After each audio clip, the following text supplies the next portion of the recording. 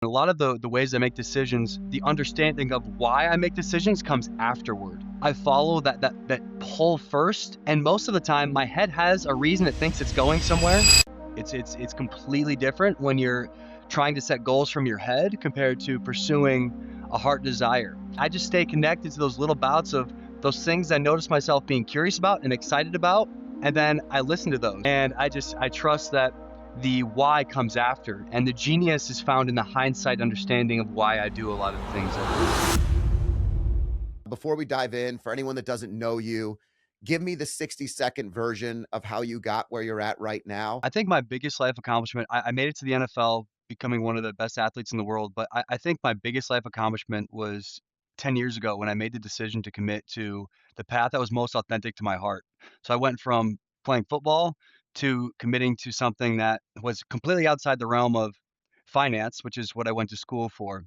And so I don't have that story of breaking the 9 to 5, then doing what my heart really wanted to do.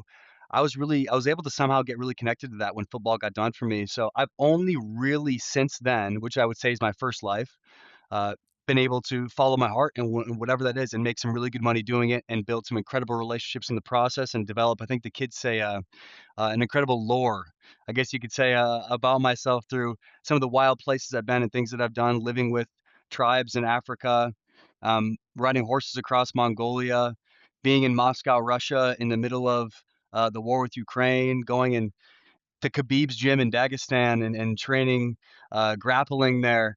And so it's all came from me following this place of the heart. And I'm a real, not just a proponent of, but a real life example of someone that is committed to that and has had an incredible life experience as a result. So, Yeah, that's uh, awesome. yeah.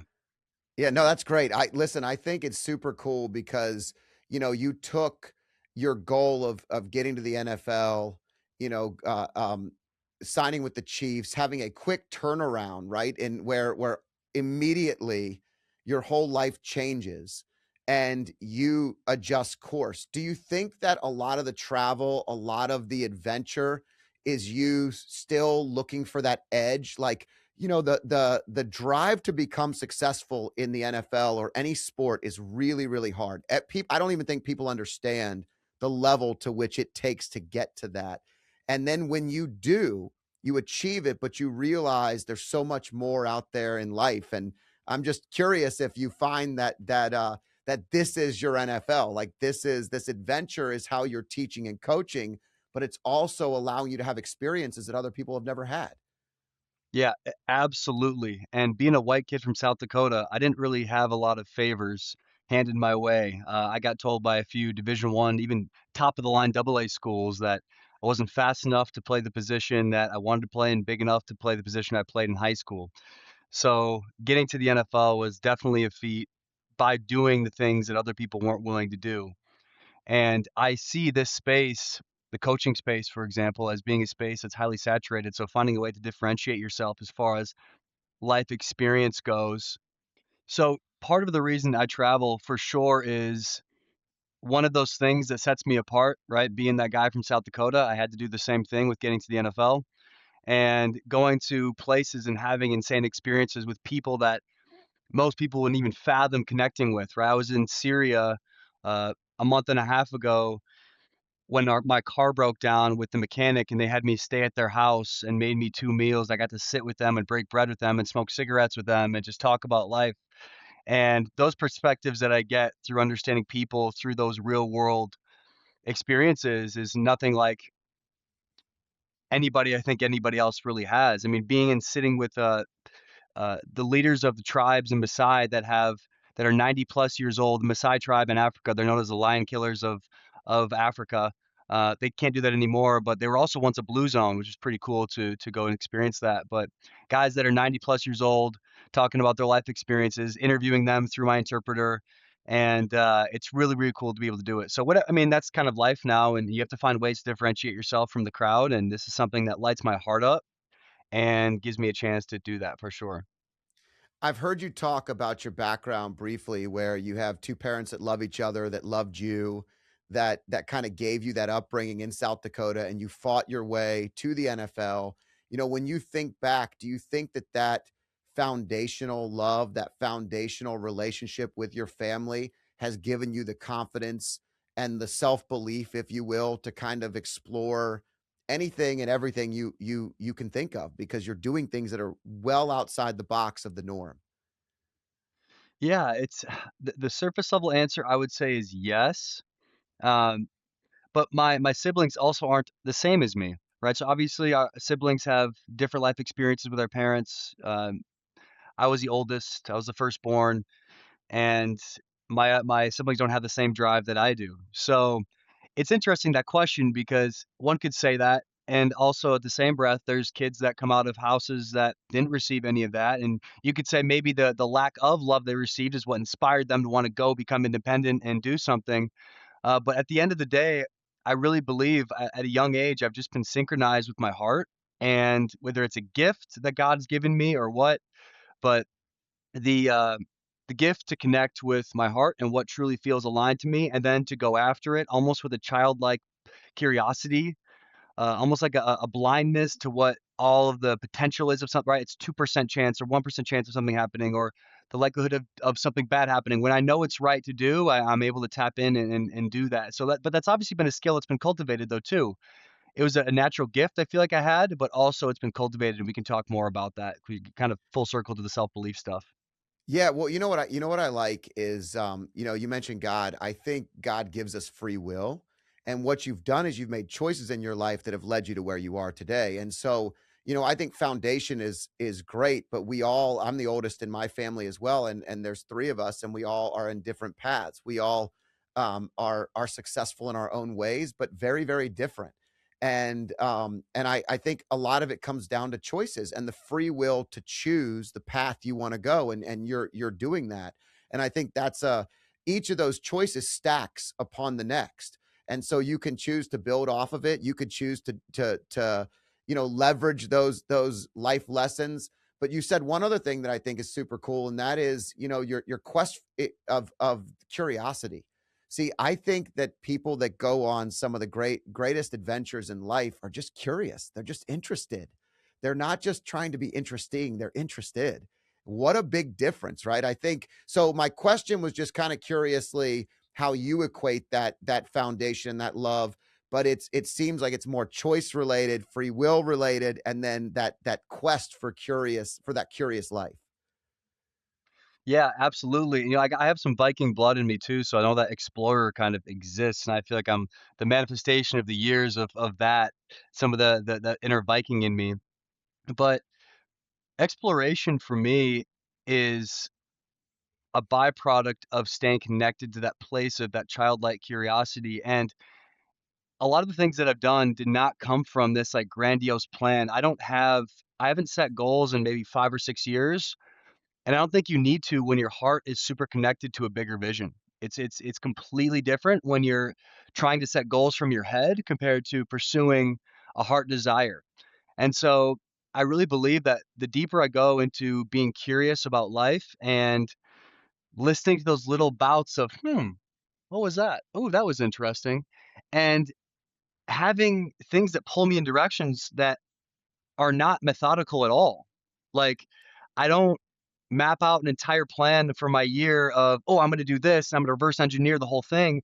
Like, I just stay connected to those little bouts of those things I notice myself being curious about and excited about, and then I listen to those. I mean, I was in Egypt and I had an incredible time there, but I didn't know where I was gonna go next, and I met this girl at the airport who was from Saudi Arabia, and she was just beautiful, and I was like, "There's something here that's more than just her." I'm like, "There's something about I gotta go to Saudi Arabia." I don't even know why. I just gotta that's where I need to go. And I was able to do that, and I went, and then I ended up converting to Islam while I was there, and I went to Mecca, and I got to experience Umrah and experience deeper levels of what, uh, the inner workings of Islam is like. And now I don't identify as a Muslim fully, I identify with someone that has outlets for being connected with God more, whether that's Christianity or whether that's Islam, whatever. But I believe in the one God, and that exists above essentially all the religions.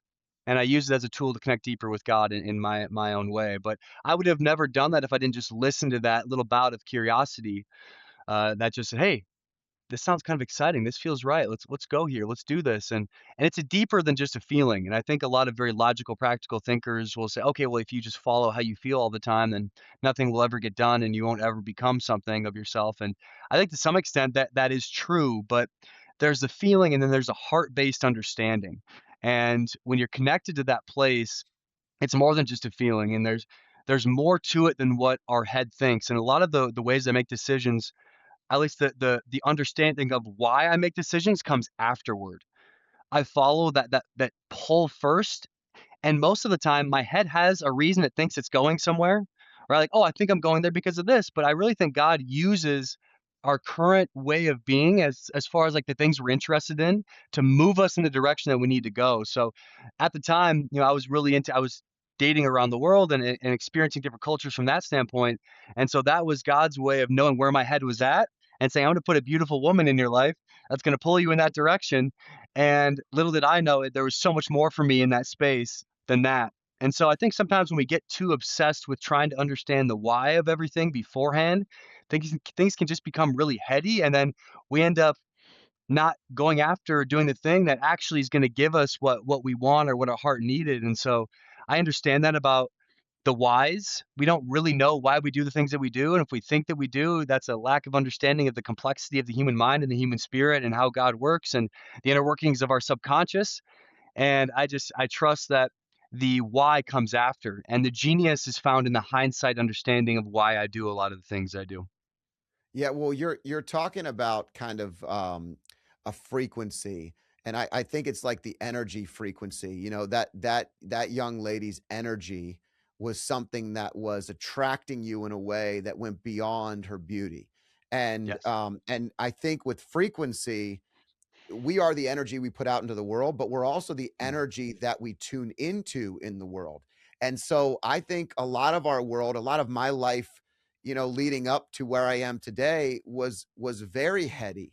It was Mm. very noisy. And it's hard to be tuned into the right frequency when noise is in the way. And so it's sort of like being in a loud room. And, if you're ADD or you've got high energy, like you hear everything. And if you hear Mm. everything, how do you hear God's voice in your life? How do you Mm. hear the frequency of where to move or what's the right thing? And it has to almost come from that silence, that quieting of the brain, that being open to a new opportunity. It's super interesting to me. 100%, and the openness to it is probably the first part, being willing to acknowledge that our brain doesn't have all the immediate answers, and being open to receiving that frequency or that understanding is one of the biggest parts. But I also think the next level to that is being able to differentiate the voices in our head, right? We have a million different voices, and I think a lot of people walk around thinking that just whatever voice they're hearing is just them.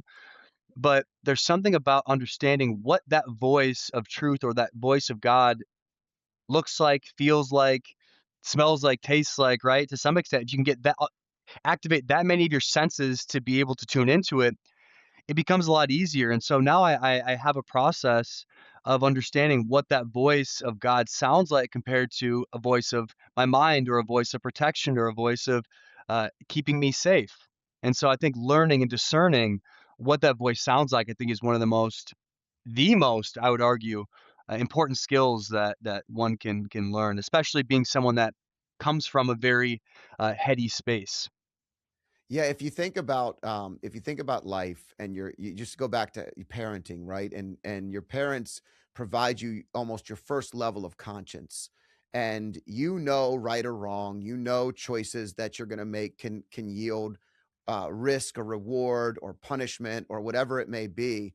The closer you are to them, the more you understand how to appease that direction when you're young. Now, as you get Mm. older, the interesting thing that I think you're tapping into that I think is very helpful in my life is the closer I get to God, the closer I get to the right path, the more I can decipher between the heady space, the voices that are not moving me in the right direction, but it's also because I'm leaning in the right direction. I'm spending time in that direction. More of what comes to me is substantially valuable and it's in line, aligned with that direction. So I Hmm. also think that you've moved towards a direction that's allowing you to feel more, connected, and, the further away you are, the easier it is to hear the stuff that's not supposed to be there. I Mhm. if that makes sense to you. Dude, that makes perfect sense, and you're 100% right. It's like I have a lot of momentum at my back as far as compounded actions of taking action from that space that naturally makes it easier to be connected to it. And at the same time, I understand my own limitations too. I understand that no matter how good I am at listening to that voice, there is some micro blind spots that I might have. And I mean, that's why I have somebody in my life that I'm actively able to go to. And I am on that path, but I think he refines that 2%. And a lot of people aren't on that path at all, and they need a serious breakdown in the old operating system or a serious shift in their life and where they're going. But having somebody in my life that's been able to find that little 2%, right? I'm moving, but then he's like, "Oh, okay, boom. What about this right here?" I'm like, "Oh, yep, that's something that I picked up that's not really me, and that's not actually part of that voice." And so I think there's people say that new levels, new devils, and I think there's as we continue to ascend and being more and more connected to the path that's most aligned to us, whatever you want to call Satan or the devil is. I don't have a religious attachment to what that is, but I really think it's a voice that will emerge after every round that you continue to ascend. And when life gets really good, it's crazy how the mind can then kick in and try to take credit for it and then take you out of that place of humility with God. And I think it's always something to really pay attention to because that time comes. I have I mean, my life is absolutely outrageously incredible. Like it's absolutely incredible. And I have to understand that the better it gets, the more space there is for my ego to emerge and disconnect me from God. And it finds little ways. It finds little ways to do that. And so keeping enough humility with God and understanding I am human and I do have the capacity to deviate is very, very important. But that's, I think, something to consider when we're on that path is it's not about being humble to the world, but always being able to be humble to God in that way and understanding that the moment we think that we have it all and that we can disconnect from that universal power source that you might want to call God or whatever it is the moment that you're choosing to do it on your own and it's just not necessary. And I think that's why a lot of really powerful people that have high capacity for physical output, a lot of very heady, strong people. But it's like, why would I spend so much energy on my own when I could just connect to the greatest power source there is and not have to and enjoy it way more and to get more with less effort? That's where my head's at with it. So I know Yeah. there's a lot, Well, but I know I think a lot of people go through this journey. I think a lot of people are searching for, I started talking about self-belief with you off our recording here, and we were just kind of riffing a little bit. But it's interesting to me that, self-belief is kind of bullshit. At the end of the day, we can believe in ourself, but the self ends with the self, and it's not big enough. yeah, It's not good enough. yeah, It's never going to get you where you want to go. The reality is it's got to be bigger than you. And if it's not bigger than you, mm, then the journey is not going to be anywhere near anything but empty. yeah. It's not enough. And I think this is why successful people constantly fall in this trap. And I'm sure you talk to them all the time. They've done everything, and they've accomplished everything, but something's still missing. And no matter how successful, no matter how many great cars they have, no matter how awesome their life is, this is where self sabotage comes in. A lot of individuals start to get so heady with those things that they start to blow up their own lives because they're missing something. 190%. And I really believe that sabotage comes in when we build something from a place of disconnection, right? And that's the dangerous part about building from the head instead of the heart. And we can obviously go deeper into how to be able to make that transition if you want to go into that. But it's a dangerous game when you build from the headspace because your inner being knows it's not what you actually want or what's actually going to fulfill you. And so that's where that self-sabotage comes in because why would you continue to go after a path when you feel like you've gotten a lot of things that's not fulfilling, not because those things aren't fulfilling in themselves, because the place that you were coming from when you were in the pursuit of getting them. And that's why it can be very dangerous and why people have those points where they're sabotaging because it's not from their authentic heart-based self. And it's interesting because I think there's different parts of a path, different parts of a journey, and for me, what I had to do is I had to leave my relationship with God to almost realize that I had a somewhat of a solid footing without, we'll say him for the sake of this. I know everybody has a different path, but I went down a deep Nietzsche rabbit hole, and it was very aligned for me to disconnect. And I wanted to be able to, instead of going to God for things, going deeper into myself and asking myself, hey, instead of praying right now for something, what if I just directly addressed part of the reason I don't have clarity? And there was an awareness that I had that a lot of prayer, I think not just for myself, but for other people, it's more of a way to diverge taking away from taking responsibility for certain things in your life. And I went all the way down that rabbit hole of, let's say, complete self-sufficiency. But I found at the bottom of that hole, there was success, there was good things that I had, but there was this underlying heaviness that I was dealing with that I didn't want to deal with. And so I think it was really powerful to get to that place for me because it made me realize that I was choosing to stay connected or be connected to that God beyond me, not from a place of powerlessness. And I think a lot of people do that, and they do depend on religion. They do depend on their relationship with God because they feel powerless, but from a place of it just being the thing that's most connected to my heart, and it doesn't make sense to not. And so I think that's a really powerful place to be. And so if that's something that uh, people think they need to do is to develop a deep level of self-sufficiency to realize, hey, like I can do this. However, it doesn't make sense to not connect to that source that exists beyond me. And so it's kind of a different path because a lot of people, like I said, use spirituality or religion with God as a way to just get out of the suffering of life. But there's some power in being able to not be in suffering and choose God rather than need to be at a place of neediness to some extent. And I'm curious to hear what Yeah, you have to well, say about that. I think it's a great point, and I think one of the things that comes to my mind is I often talk about, empty empathy and versus empathy with action, Mm, and it's like feeling for someone, but then doing something about it, not mm, just feeling for someone. mm, And I think prayer is a lot like that too. I think a lot of people have empty prayer. Like mm, they believe that it's prayer without free will, without choice. They're taking themselves out of the equation and they're not taking the steps that they're being provided. So they're going and they're praying and they're talking with God and saying, I want these things and I believe in this stuff. And then they don't do anything. And so that's where that emptiness lies, is that it's without action.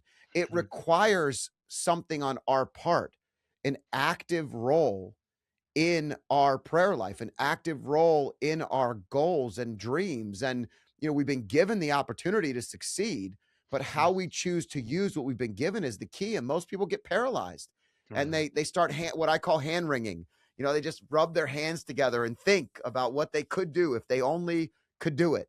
mm, And the reality is they can. It's right there. You got to take a step. It's mm. action. And so that's what comes to my mind when you said, you separated to come back to find that it's so much better. What you were doing was you were taking steps towards a solution and a Mhm. goal and finding the answers, and you were being curious again like we talked about early on. Yeah, and it took a lot of getting over, which I think is, some people say the shame is good in regard to the religion, but there's almost like this idea that I'll be condemned to the fiery depths of hell if I disconnected from Christianity. And I don't, like I said, some people in the religion think it's good because it keeps you from deviating too far, but I think there's something about not wanting to have a relationship from a place of fear also in regard to my personal relationship with Jesus and being willing to explore those places of that we're told to not. We're told to not. We're told to not. And whether that's in the context of religion, right, with me going and exploring Islam and Buddhism in Japan, studying with a Buddhist monk there, and exploring these different things, it's more of my brain's wired to be like, "Oh, well, I can't do that? Well, why not? Why can't I go explore this thing? Why can't I, expand on this curiosity that I have within me?" And being able to shake off a lot of the shackles of what the structure of religion has and what the structure of society has and what the structure of your familiar upbringing has, and it can be a little scary sometimes deviating from that place, but I really believe if it's from the core of your heart to explore those spaces that exist beyond the confines of what's acceptable in all these different domains, it'll only connect you deeper with God. Even when it feels like, based on the outside looking in, it's not. Yeah, I think everybody goes on their own journey, and it's something that that you have to. Sometimes when you know the path, like let's say I know how to get from my house to my parents' house, and I know exactly the best way to go. I want you to know that path. I want you to know that best way. But it's also when it comes to faith, it's very difficult for me to tell you exactly where to go because it's Mm, not your path.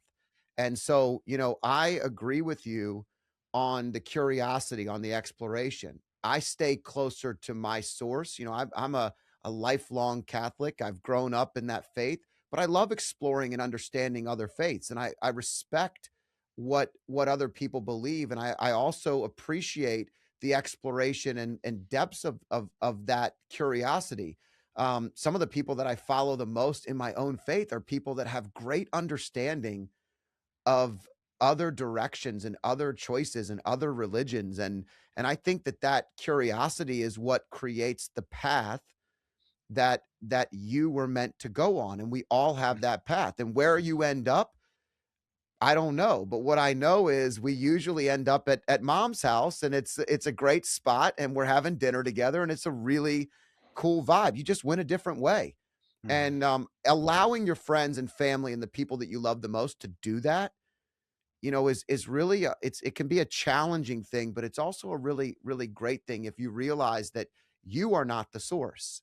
Yeah. We are not the source. And that can be challenging for coaches, for leaders, for people that want to help you get somewhere quicker, right?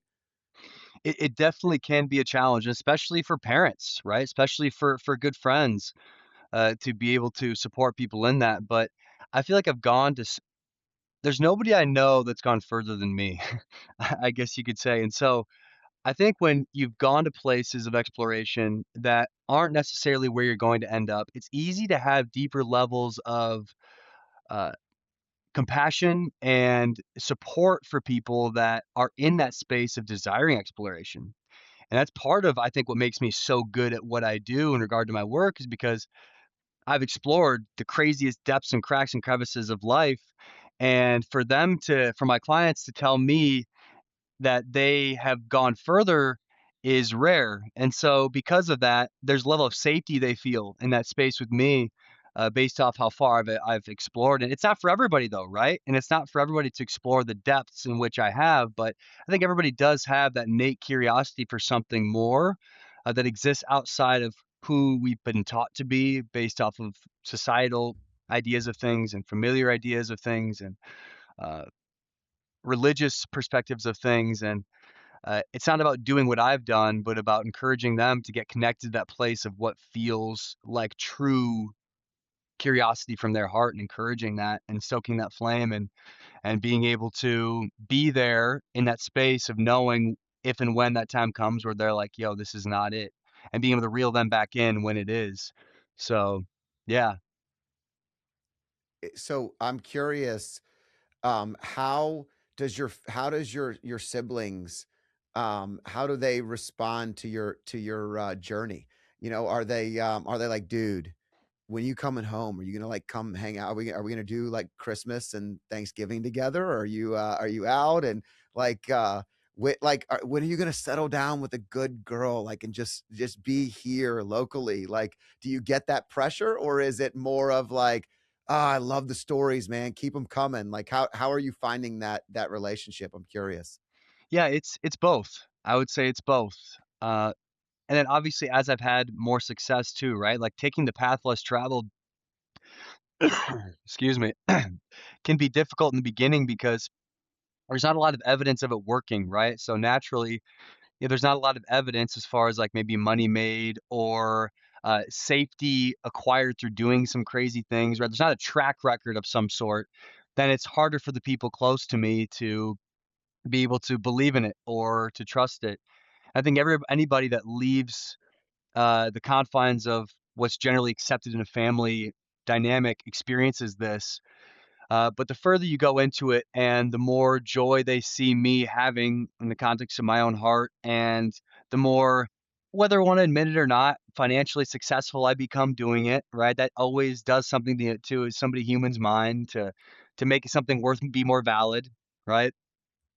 The more they become supportive and the more they've actually desired to expand into that space as well, right? My parents both have someone that I've recommended to them to work with to process through their stuff, and they're about to go on a huge. They were supposed to go on a huge travel extravaganza internationally this year. They're going to go to Bali, come to Costa Rica, they love that kind of stuff they're gonna get into, and so then it goes from them being like, "Hey, like, when are you gonna come home?" to, "We're now in a place where we see what you've done, and we want to explore more of what that is and what that looks like. We want a taste of some of that." And it's cool to see as I've stayed consistent in my process of committing to my heart that they've now opened up to a place of exploring those places within themselves. And now I'm more of someone that's encouraging them in that space and being there for them and seeing some of their own limiting beliefs and fears they have surrounding travel or doing things outside of what they've always known. And so, but you have to be able to stay in it long enough to see it through. And also in the process of that with family, because family can be really difficult when you are the one that's deviating from the norm, and it's really letting go of the need to have to change them also, right? Like, I've been in a place where I've just gotten so excited about what I'm doing that when we talk, I just share that. I'm not trying to change them, and the more I do that, the more they're open, and the more they ask questions, the more they're curious about what I'm doing and how I'm doing it and the way that I am, they open up to it. And so I think a lot of people they put pressure on themselves to try to like show their family this and show them the way. And it's like my way's not for them, and if they're open, then I'm here to talk about those things. But it's been cool to see the whole progression of that process happening, right? The like disbelief in the beginning and like, oh, but what about this? And are you sure? And I don't know about that. And da da da. And when are you gonna come home? To like, hey, you went where? Send us videos, send us pictures. That's so crazy. We want to see. And I also think I do a relatively good job because I am very close to my family to making calls a priority, sending videos, and as I've gotten more good at being present, the value of my time with them also increases, which is a fascinating phenomenon. The deeper you go into connecting with your heart and that vision that God plants on your heart, your ability to be present with people goes up. And what might take 3 months of connection to build with someone, it takes me a week. And that's just the nature of the beast. As you get more connected to the present moment and being connected with people, it doesn't require as much of my actual presence, which is fascinating. So I know there's a lot there, but yeah, just some No, I get it. observations. Well, here's some observations I had from that point. Number one, the beauty of of coming from a position of leadership, but allowing the student to teach you. So Mm, what I hear is, it's really beautiful when parents recognize that we can still learn from our children, mm, and yes, we wanna lead them, but I also wanna learn from them, and I have 2 sons, they're 19 and 16, and mm, very many times they remind me of things that, simple lessons, I'll give you a couple, one is, we go to we're football fans, we go to the Cowboys games every year, my oldest son and I. My youngest son doesn't really give a damn about football, he likes soccer. They both play soccer, but but he's my oldest son and I, it's a big thing, and we go to AT&T. We have these unbelievable experiences, and I started to feel like I was almost giving too much, so I would keep that we were going. I'd be like, "Yeah, we're gonna go." He's like, "Dad, when are we gonna go?" And we're gonna mm. go, and I'm like, "Just chill out. You don't need to worry about it. I got you." And he finally looked at me one day and he said, Dad, you do a lot of cool stuff, and I really want to look forward to it. Like, can you tell me if we're going or not? Because I think you think that it's awesome that you're going to go, and it's just the result. But I kind of want the trip to talk about, to think about, to Mm, lead up to. And I was like, "Oh, who am I to hoard the way he mhm, experiences this?" And great lesson that my son taught me. My youngest son just broke his ankle playing soccer. He plays for an academy, and he's on a very you know uh, fast track and successful track in a sport that he dedicates every. He moved away at 14 years old, and like wow, he's exploring something. And honestly, when he broke his ankle, I felt like super awful as a father. I can't fix it. I want to. He's gonna heal fine. It's gonna be totally cool. But he was like, "Dad, maybe God's trying to show me something right now in this moment to slow down and learn from it." And mm, just that sentence allows me to see it. But as a leader, I have to be open to that frequency to learn from them. There are also mm, times, believe me, they need to learn from me still.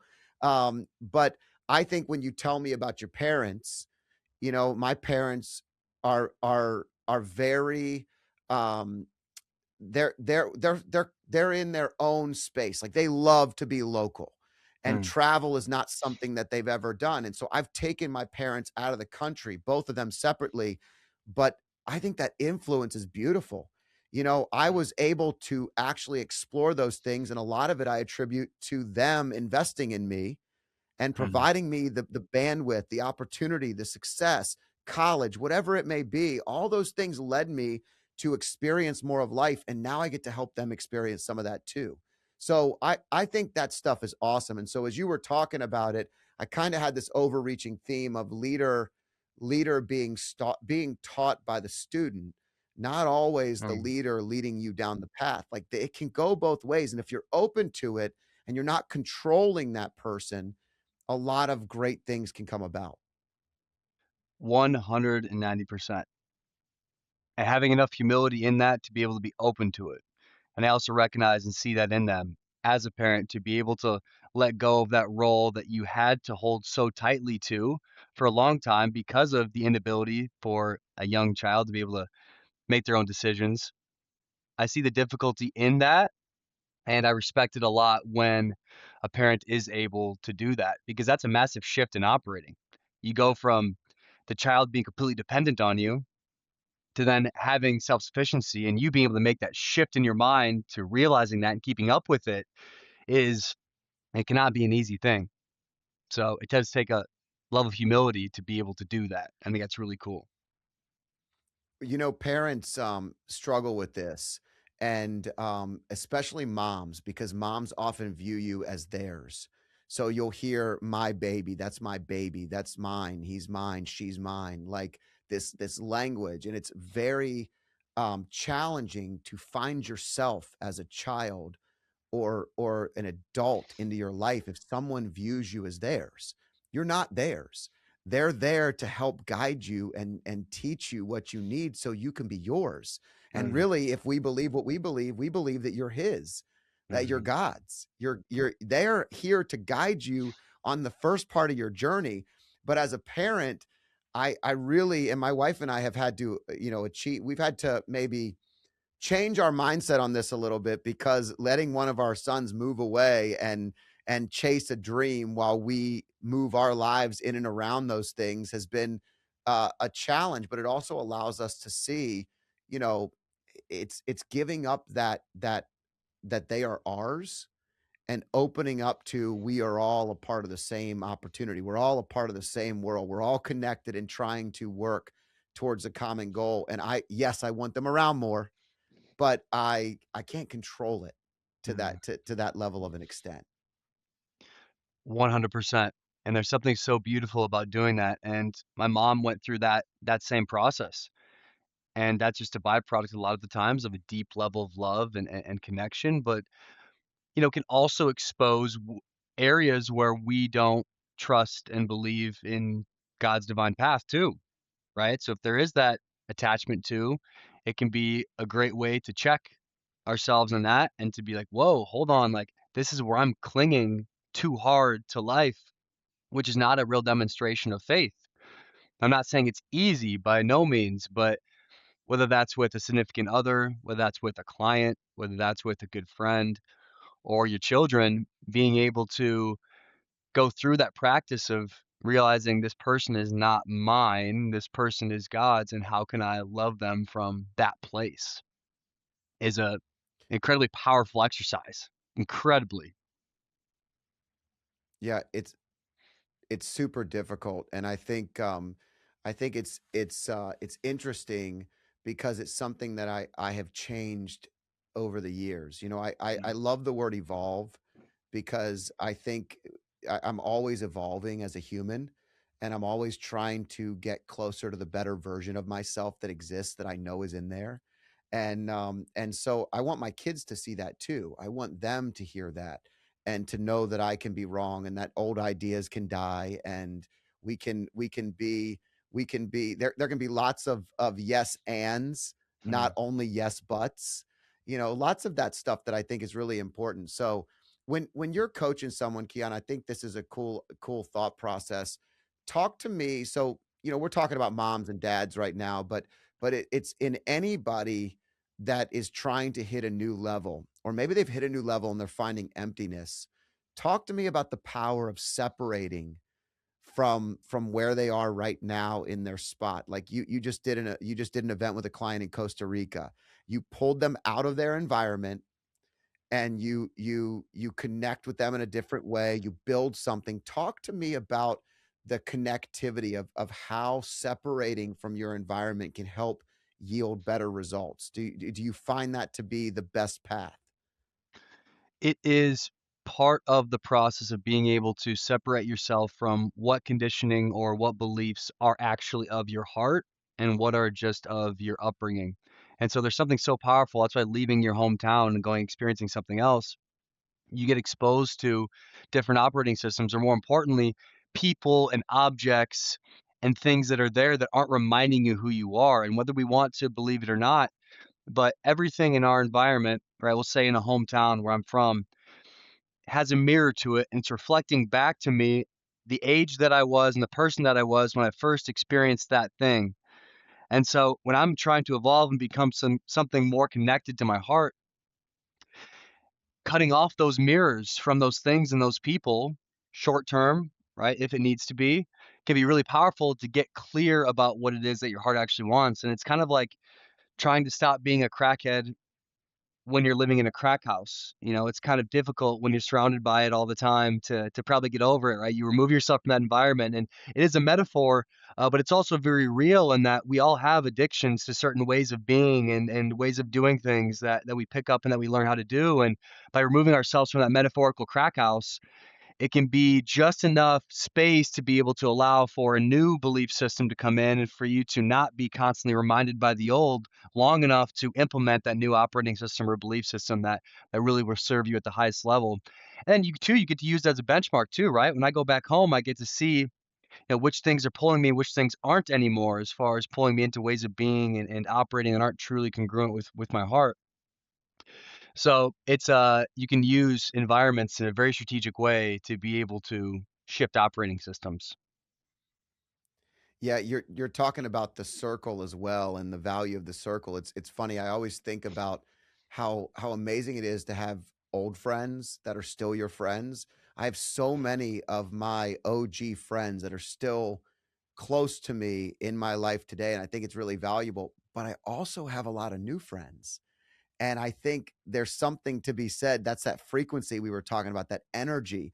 Imagine the people you would miss out on if you did not tune in to opportunities to create new friendships and new opportunities.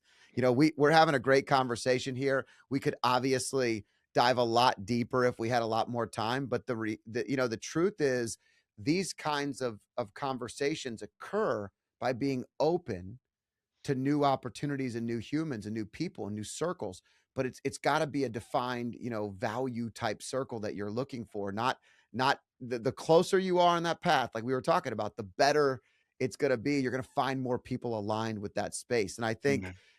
you're talking about separating a little bit and then having that circle where you can always go and have those older friends, but having some new ones and new adventures are really, really valuable. Absolutely, and they expose their mirrors for parts of ourselves that we haven't been able to explore yet, which is cool. So a lot of older friends help keep us connected to maybe root based things, which are good, but new people are those mirrors for new things that we can explore within ourselves, and it's always fun to do that, and it's almost like a puzzle to me. It's a puzzle being able to find parts of me in different parts of the world or in other people and be able to give love and time and attention, energy to that part of myself and then add that as part of my arsenal of me, and it's really cool. It's like there's a puzzle of me that gets put together through following those inspired actions that take me in different places, and it's not necessarily places internationally all the time, but just to a market that I feel inspired to go to or a park that I feel like I need to go to, right? Just listening to those hunches that really connect us to deeper parts of our hearts that we haven't been exposed to yet. So this is amazing. I'm really glad we got to do this and we got deep quick and I think it's going to be super valuable for anybody that wants to listen. Agreed. So in all your adventures, have you walked the Camino de Santiago yet? Have you thought about doing that? I'm just curious. It's something I keep putting down on my list that I haven't done, but I'm curious if it seems like you would have made time to do this already, or maybe it's on the list. I haven't. That's in Chile. No, the Is that in Camino is the Spain? Walk of St. James. It's in Spain, and Okay, it is Spain. so you can do Spain, you could do Portugal, or you could start in France. There are 3 ways, and I think the main one walks through France. I mean, walks through Spain, but it could be as long as 90 days. Some people walk it for a week, but it's supposed to be this trek that's just um almost out of body, out of this out of the norm system that can reset. And so many people go there and kind of come back changed. So it's a really interesting dynamic. But as you're talking, it's something that comes up to me that I was like, man, you have to walk this and track it because it'd be so cool. Well, it sounds like you have to. I do. I'm going And to. I I would just like haven't made to. the time Yeah. yet. I remember someone told me about it maybe a few years ago, but thank you for bringing it back up because it sounds like it should be on the radar. It sounds great. Maybe so. Yeah. Well, look, maybe we'll walk it together one day it's great to meet new friends, to go deep quick, to have the conversation that talks about something bigger than ourselves. Today, we focused a lot less on self-belief and a lot more on belief in something bigger than ourselves, and for us it's God and the path towards that bigger world that exists out there, and you're out there chasing it down, tracking it. How do people follow you? How do people join your journey? And tell us how they can connect with you if they'd like to. Yeah, it's kind of hard to do that as I'm not very active. I just got my Instagram back. I disabled it for about a month. But my world is pretty like small as far as like off of social media. But you can check me out on Instagram at official Keyen. I have a bunch of my travels that I've shared and posted on there. There's past podcasts I've done on a lot of my coaching work, but I don't share it's all behind the scenes. It's all I have a referral-based business, and I love having it that way, and so the people that I interact with get to experience the magic more intimately. But my travel stuff's on Instagram if you wanna check that out. Well, cool. Well, listen, it's super fun to have you here today. It's been a great conversation. Thank you so much for being a part of our show, and I look forward to following your journey. Thanks for having me. It was awesome talking to you, Scott. So YouTube has this cool feature where they pick the next video for you, and it's right here on this screen. So I hope you enjoy this next video.